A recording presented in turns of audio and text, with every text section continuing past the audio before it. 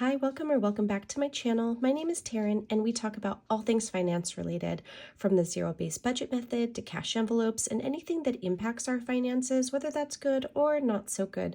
So if any of that is of interest to you, go ahead and hit that subscribe button, give this video a like, and let's get started.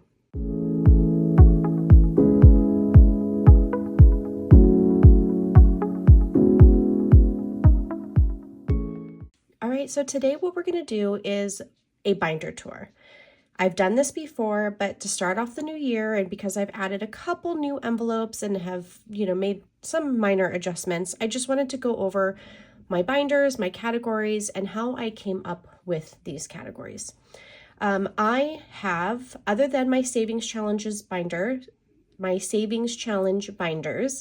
I have 5 binders. So I have my essentials, high priority, low priority, holiday, and my pet binder. This might seem excessive at first if you're new to the cash stuffing and budgeting world, but this has been 5 years in the making. When I first started, I had maybe 4 or 5 categories that I cash stuffed for. But as my budget evolved and as I was able to pay off our consumer debt and really start putting money to being prepared for bills that I knew were coming up, whether they're monthly, they're every other month, or they're quarterly, I wanted to be prepared. Or if they were things that we needed to save for in terms of holidays or birthdays or upcoming events, just random things. As they came up, I realized hey, I could be saving for that ahead of time and be super prepared. And so that is basically how my budgeting system evolved. So I'm just going to talk to you about my categories, what works for me, and hopefully it inspires you and maybe gives you some ideas. But again, you don't have to be as in-depth as I am, but I do recommend, if you're not going to do it this way, you're not going to cash stuff, to still consider those bills that are not monthly, to prepare for them and not wait for the bill to generate, right? So let's get into it. This is my essentials binder. Okay, and I'm going to explain to you why I consider some of these categories as essential. And because the Starlight with this particular font, like the Snow Leopard, it's pretty small, the font. For my shop, it's bigger. It's easier to see, but I'm not going to remake mine and waste material. But this one says Taryn. So this is my personal spending, and then this one says Jay. That's my husband's personal spending. The reason these are essential is it controls how much we are spending on miscellaneous and unplanned things, right? I don't track what we put this money towards. This is what we're allotted to be able to do whatever we want with, and we're working within this budget. So we're not overspending, and we know exactly how much is going towards that personal spending. So to me, that's essential. Biggest reason is because it does curb unnecessary spending and it allows you to stay within your budget. We do have a kid envelope. This is a sure. Why not? You want candy or ice cream from the ice cream truck. You want to go to the movies and grab some popcorn, whatever the case may be, just random. This is where it's going to be pulled from. Okay, so that's kids. Then we have a dining out envelope, and the reason I consider this essential is because creating a budget for these things that can easily rack up and become really excessive is super important. We as a family love dining out. It's kind of one of our vices. We love going and sitting down at restaurants and enjoying that ambience.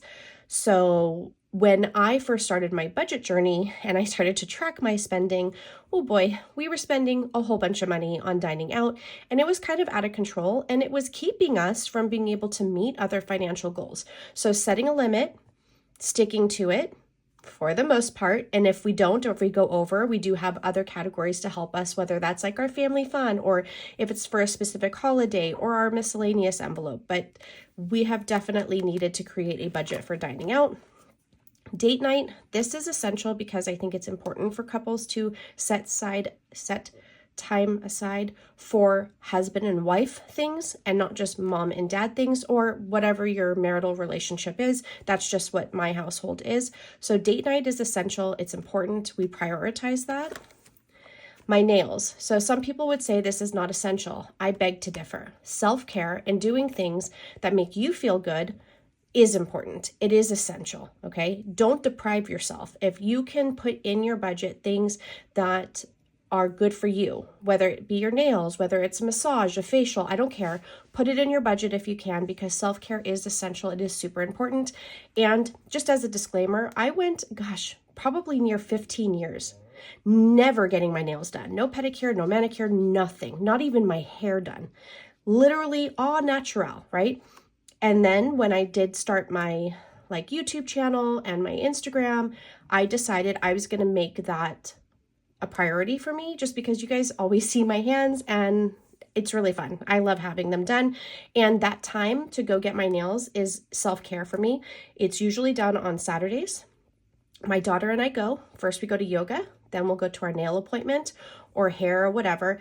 And it's time that we get to just relax. We're not thinking about like household duties and homework and all the other things, right? So to me, self-care is super important, and that is essential. Okay, so the next two, toiletries and household, obviously, these are things that we need to have in the house, right? We need shampoo, we need body wash, we need these things to be, smelling all good, and household stuff. We need cleaners, we need toilet paper, paper towels, and stuff like that. So to me, these are essentials for the house. And so that's going to be in the essentials binder. Miscellaneous, I went many years not having a miscellaneous or AKA buffer envelope. I started this a few months ago, and I am happy that I did, because as planned out and as prepared as I feel I am, there's always something that comes up in the budget, or you overspend in a category, and this is that AKA buffer, right? So yeah, this became part of my essentials. Do I prioritize it in terms of like giving it a grip of money every month? No, like this month, it only got $20. I had some rollover from 2024, and I haven't had to pull from it. So it just works out that way. So that's the essentials binder. Okay, so first we're going to hop into my high priority binder. By the way, all of my binders and my dashboards are available in my Etsy shop, and the link is in the description. The quilted binder for my essentials binder, that's from Pink X Everything, and that is linked in almost every one of my videos because I absolutely love that binder, and I've actually done a giveaway with one of those binders, and I will do it again because they're amazing. I love them. So my high priority, so a lot of people will do long-term, short-term, right? And then there's high priority, low priority. I feel like they work in tandem for me. So my high priority binder has things that are for our vehicle, our home, and there's literally one envelope in miscellaneous, and that's our grocery overage. We'll discuss in a little bit. But within each of these, I have them sort of like in order from long-term and short-term, okay? So saving for things for the vehicle and the home, this is a high priority for me. So when I'm creating my budget, there are certain envelopes and a certain amount that I want to add to every single month. So let's talk about that real quick. So vehicle maintenance, this is not vehicle emergencies. I have $5,000 and it's growing because of interest in a high yield savings account. That is for vehicle emergencies, so like bigger things. Vehicle maintenance, this is windshield wipers, tires, oil changes, things like that. So to me, that is a priority because right now we're going to wind up pulling all of this, exhausting it for my husband's tires, and then we're going to work it back up to another $2,000. So to me, that's a high priority because we need those things done to maintain our car, right? We need to be able to have our vehicles. That's super important. So it's a high priority, right? And this is, to me, some might say long-term. For me, it's going to be short-term. I want to get to that 2K quickly, okay? So that's why I kind of have it up front and center. Vehicle registration. So some people consider something that is annual a long-term. But again, I need to register my cars or else I can't drive them. So that's a high priority. And we have 3 vehicles spread out. 2 are in July and 1 is due in February. So to me, this is still like short-term. It's not long-term. For me, long-term would be like my holiday binder because yes, it is annual, but I don't know. I really can't explain why I don't consider this long-term vehicle registration. It's just, for me, it's super high priority. Roadside assistance, again, yes, I pay it annually. Some people pay monthly, but I choose to pay most of my things annually. When I like set up like my pest control or my home warranty, I said, how much would it cost for the whole year? Let me just pay a year up front. And then I cash stuff every month to make sure I have enough for that next annual bill. So I have my roadside assistance, Allstate insurance. This is for our Can-Am. I do pay it annually, so I save a little bit every month. Car insurance, this is going to be to help my oldest daughter when she actually gets her license, to help her pay for car insurance. So as we're getting more towards the back envelopes, these are not, they're more long-term. I'm not worried about them right this minute. So still a high priority, but long-term. Car detailing, Toothless, this is the name for my husband's car. So OnStar, like our annual OnStar is in here, and then any other like touch-ups or upgrades he wants to do to the car. So now we're going to go into home maintenance, just like with vehicle maintenance, top of mind, high priority, trying to get to 2K. Curious, where are we at? 450, 60, 70, 85, 89. So yeah, we still have a way to go, but we've had to pull from this and use it, and that's just how it goes, but we'll get there. And then we have our earthquake policy. This is annual, but again, I save for it a little bit every month to be prepared. This is a high priority for me. I live in California, and I don't know about y'all, but I truly believe eventually we will have that big one. And we've had so many swarms of earthquakes, and it's kind of top of mind for me. So making sure we have this policy, I implemented it a few years back, was super important, because I didn't realize at first when we became homeowners that our homeowners insurance didn't cover that. This is a supplemental insurance policy you have to get. It might be similar to those that are in like flood areas. You might have to actually get flood insurance in addition to your homeowners insurance. So if you don't know that and you're in that situation to try to figure that out, just make sure. In your area, are you prone to earthquakes, flooding, etc., tornadoes? Does your insurance cover that? If not, is there a supplemental insurance you need to get? Okay, home warranty. So this covers like big appliances like our water heater and things like that if it were to go out. So, oh, forgot to mention too, in addition to the car, we have 5K for the home as well for home emergencies, which originally would have been in my mind like if the water heater went out, we needed a new refrigerator, right? But then I did get the home warranty program. So I'm not really sure. That 5K is still important because I'm sure there's a deductible, but this should cover those things, right? It even covers like our TVs and stuff like that if things break in the house. So I thought that was really important to get. Then we have our pest control, which again, I paid annually, and now I'm just saving up every month to pay for that. We live in an area where we get all the things. Scorpions, black widows, snakes, vinegaroons, water beetles, which look like cockroaches and they freak me out, even centipedes. So this is a must. This is a high priority and it's going to stay. Then we have our alarm system, which obviously that's a high priority. Our septic, because we do have a septic.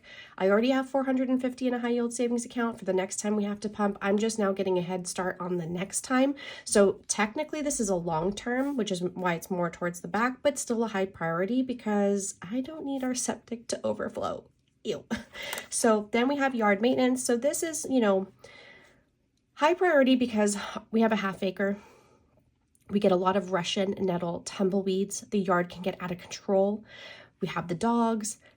We need the yard to be cleared. So I sometimes will pay someone to come in and just like wipe all the weeds out. We do our maintenance, but honestly, it's really hard. We're busy. So this to me is really still a high priority, right? Our dogs need to be able to have like a beautiful yard, even though we don't have grass. We are like in the desert, so it is dirt, but a yard for them to be able to run around and not huge tumbleweeds that are like taller than me. I am only 5 foot, but still they're really big, in their way. So to me, that's important. Then for our garden, this was like a new venture in the last year, our winter garden. So far, some of it's doing good because it's in the greenhouse, some of it not in the greenhouse, didn't survive our cold. What I'm really trying to do is make it so that some of our food is coming directly from what we have grown to make sure that we know exactly what went in it. It's organic. I only use organic stuff. So that's super important to me. And then we have our trash and water. So our trash is a quarterly bill and our water is an every other month. So basically each paycheck, I put a little bit of money away so that when that bill comes and it's generated, we already have the money for it. I don't have to worry about paying this bill in the month that it's due using the income from that month. So let's just put it this way. let's say the bill's due in December. The bill comes. I owe $156. But I had wanted to go to a concert and I didn't have enough to pay both. That would kind of be a bummer because obviously I have to pay my trash bill before I go to a concert, right? Priorities, that's what being an adult is. And that would kind of suck. But let's say in December, you want to go to a concert and you're going to use $100, $200 from your budget. You already have the money for this sitting in this envelope. You don't have to worry. You can go to that concert guilt-free because you already have the money for this saved up. And then our Edison, which we are solar, but like how it works is basically if you don't generate enough, then you wind up owing the electric company. So this is empty right now, but we'll wind up owing them. And basically that's what this is going to cover. And then in miscellaneous, as I said, we only have one envelope. This is grocery overage. This is not our grocery budget. This is overage. So if we go over, we could pull from here. If we need just a quick gallon of milk and someone's going to run to Dollar General, for example, we can grab from here. If we go to the farmer's market, pull from here. So that covers our high priority.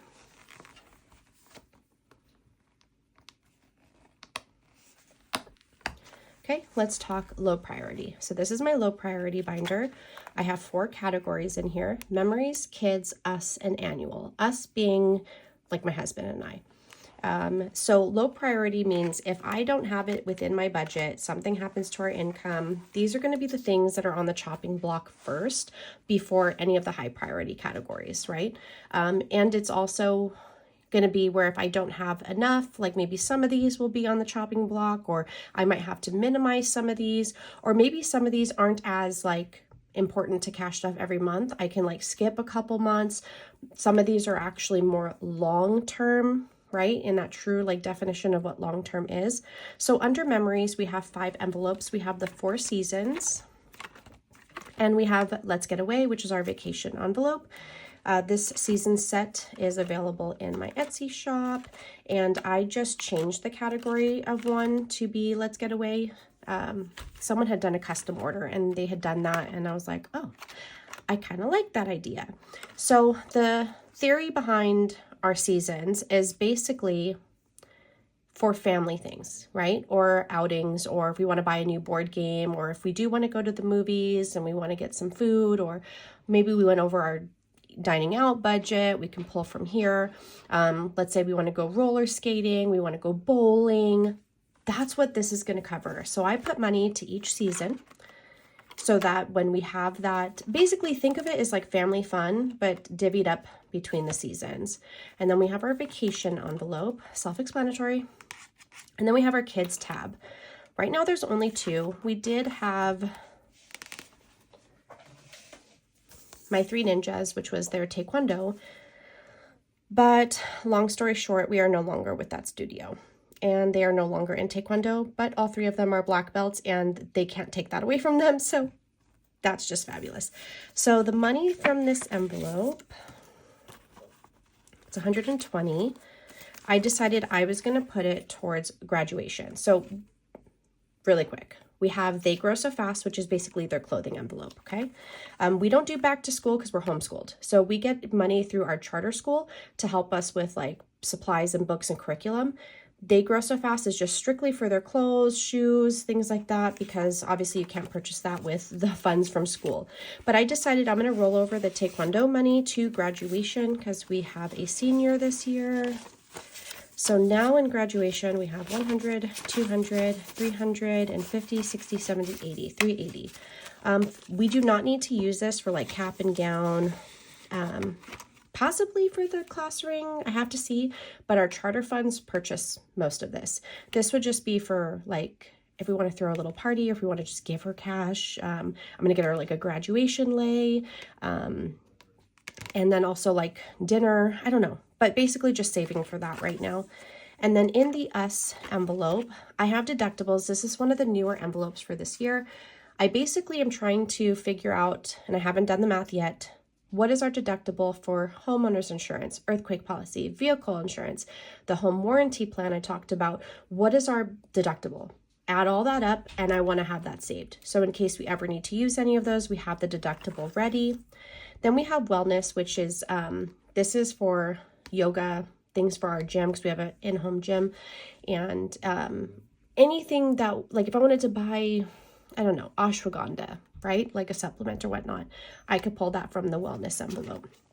Then my husband's work clothes, because he has to have his like high vis, his steel toe boots, all the things. So that's, and regular clothing too, is basically what this is.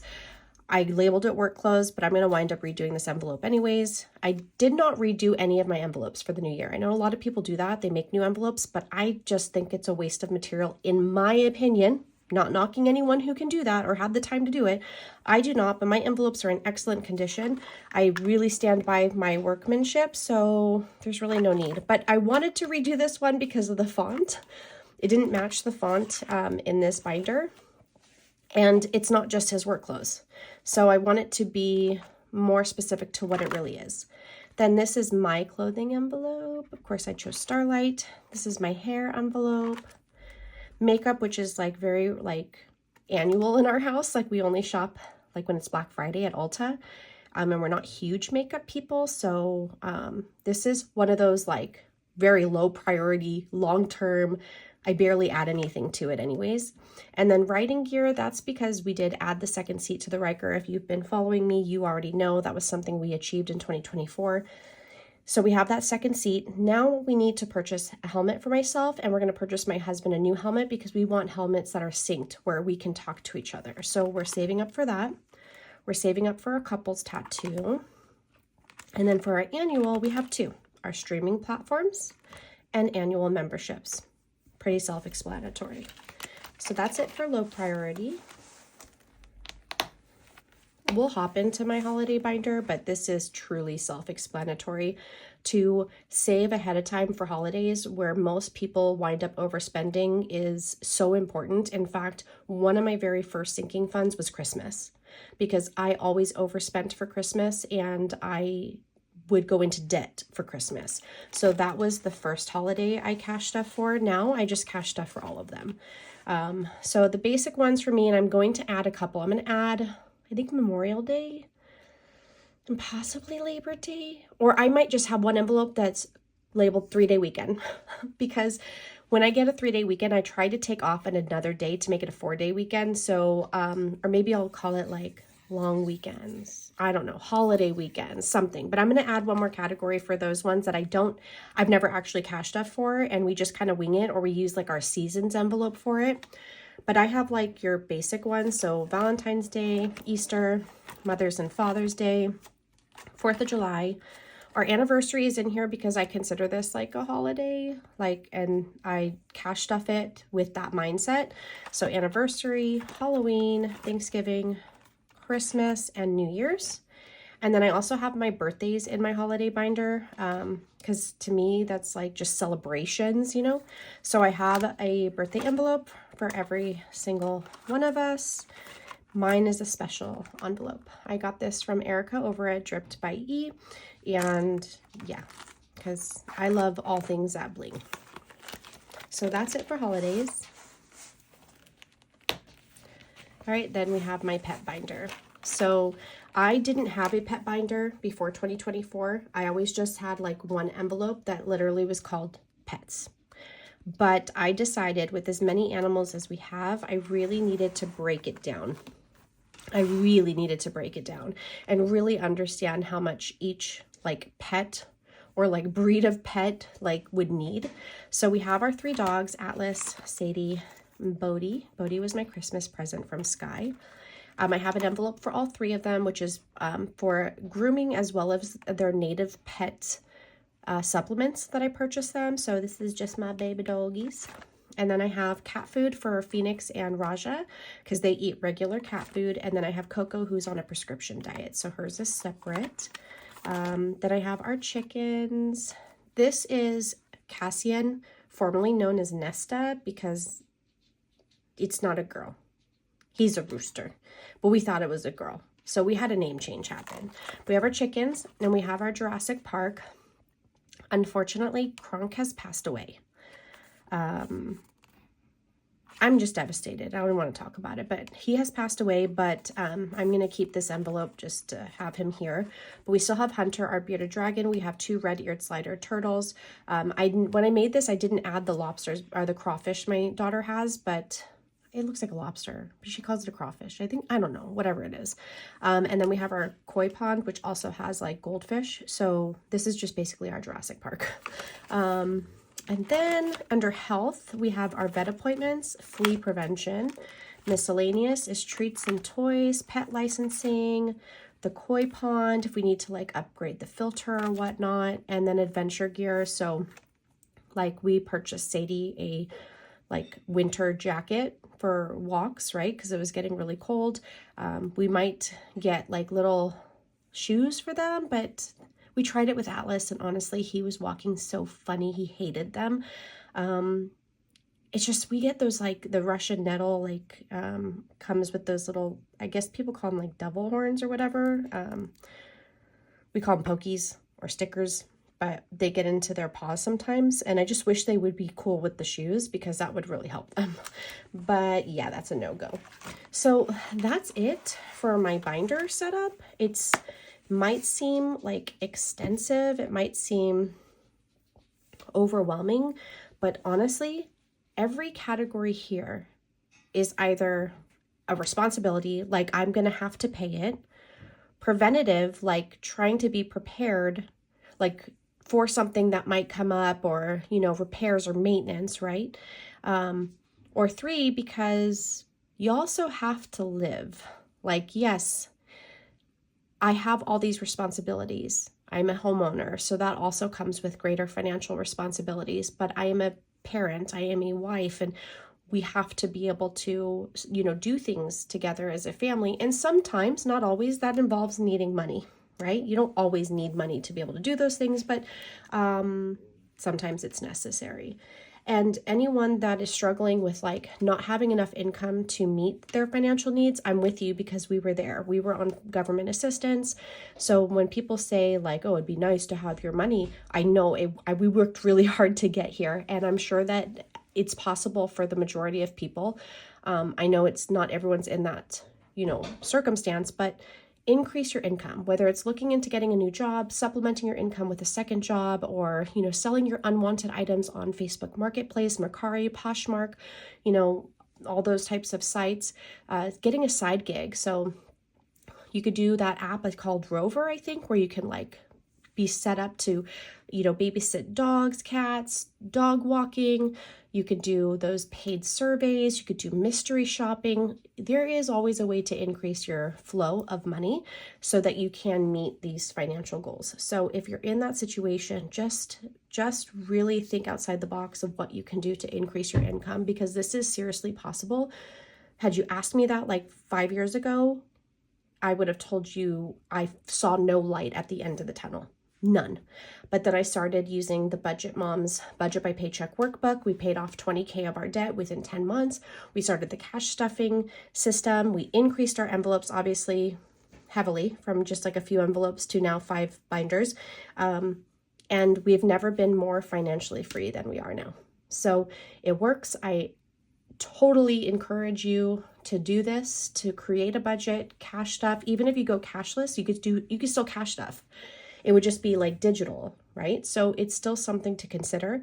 Hopefully this helped you, gave you some like inspiration as to some categories that maybe you've missed and you haven't added.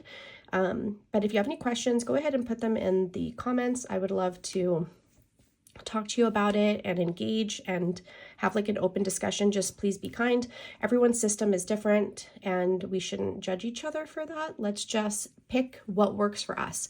You're going to watch several of these videos, not just mine, and you're going to maybe find a little bit from each person that might work best for your situation.